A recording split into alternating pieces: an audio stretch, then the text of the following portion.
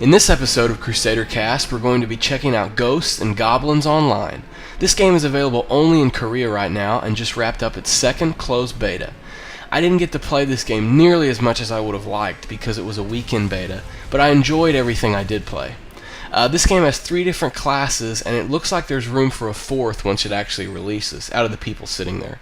3 classes are Conjurer, Knight, and Archer. It's interesting to note that the classes are locked by sex, so you can't have a female knight or a male archer, but I've never really had a problem with that in games, so that's alright. Character creation is pretty minimal, but that's not a problem as this game is more about the gameplay.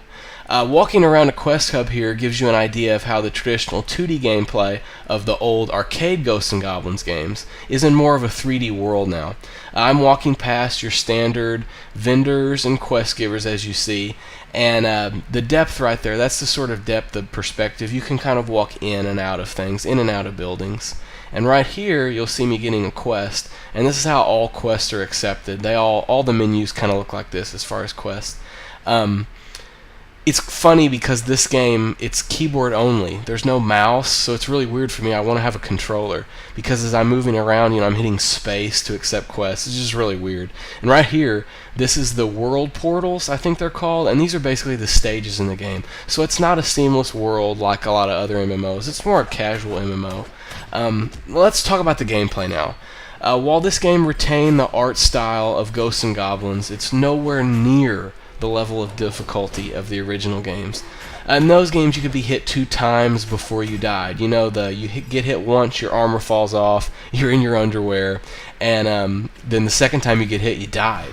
The gameplay was quite a bit different here as well, since the thrown lance was your main weapon in the original games. And as you can see, I'm playing with a knight, so my main weapon, well, my only weapon, is a sword. And it's just a little bit different. It's just nowhere near the level of difficulty. I mean, you're not having to worry about landing on single pixels or avoiding single pixels. It's more of a hack and slash title. I do hope it makes its way to the States though, because I know I would spend a lot of time playing this game with friends. It would make for a perfect Xbox Live arcade title or a PlayStation Network arcade title, in my opinion. I guess that's what the main difference between the MMO version and the arcade version and the Super Nintendo versions of this game series. The arcade games were so hardcore, this feels more like a casual party game. Which is fine because I'm a huge fan of the Ghosts and Goblins look in general. In fact, one of my favorite games ever is a PS2 game called Maximo Ghost to Glory. It was the first real 3D adaptation of Ghosts and Goblins ever, and it's a really fun game. Pick it up. I think you can actually download it on the PlayStation Network now, and it's super, super, super difficult, but it's a lot of fun though. It's a really rewarding game.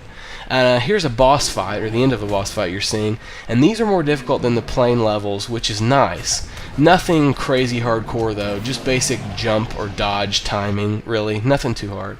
I wanted to talk about the YouTube channel for a minute here too. While I was recording the footage for this video, I realized I needed to be showing more than what is shown in just these videos with my commentaries. So, on the main page for the channel, you're going to see 2 different playlists on the right. One for these commentary videos, and one for raw gameplay and trailers and cinematics, that sort of thing. I really don't want to have 2 different channels, so I'm going to separate them by playlist. But there's just so much stuff I wanted to show off. I take so much footage, and check out the channel in the future because I'm going to be uploading 2 different boss fights from this game that were really cool and that I'm not going to show in this video, and I'll just show them without commentary, just raw gameplay. In a minute here, we're going to see a bit of a gameplay that shows off the, I guess you would call it the score attack mode. It's sort of like a retro mode for the game. It uses the one-hit lose armor and you in your underwear, and then one-hit death gameplay of the original games. So it's pretty difficult. But the thing is, though, you can't play any new levels. You can only play through the levels you've already beaten in the regular mode. So there aren't any surprises or even real incentive to play it. It's score-based, so the faster you can kill enemies and pick up all their points, they look like Sonic rings. They look like Sonic rings, and they drop flowers and all sort of weird things, and they're points, and the quicker you can get to them, the more points you get. I guess that's cool if you were going to compete with your friends. but it's not really, there's no real incentive to play it that way. I kind of wish the whole game was like that. Of course, it would make it really difficult and inaccessible to like most people, but here's some gameplay showing off some different levels and some different enemy types. The skeletons eventually get shields, and some of them are archers, so it becomes a little bit more dynamic, but it's still not very difficult. Of course, I only played through level 10, so there might be some really difficult things on down the road. In the next closed beta test, or maybe the open beta will be next, I'll get in there and I'll get past level 10 and see if it gets really a lot harder, and I'll let you guys know. Please subscribe if you like this video, and check out the link in the description for our contest page. We're always giving out Xbox Live points, Steam gift cards, and stuff like that. So until next time, adios!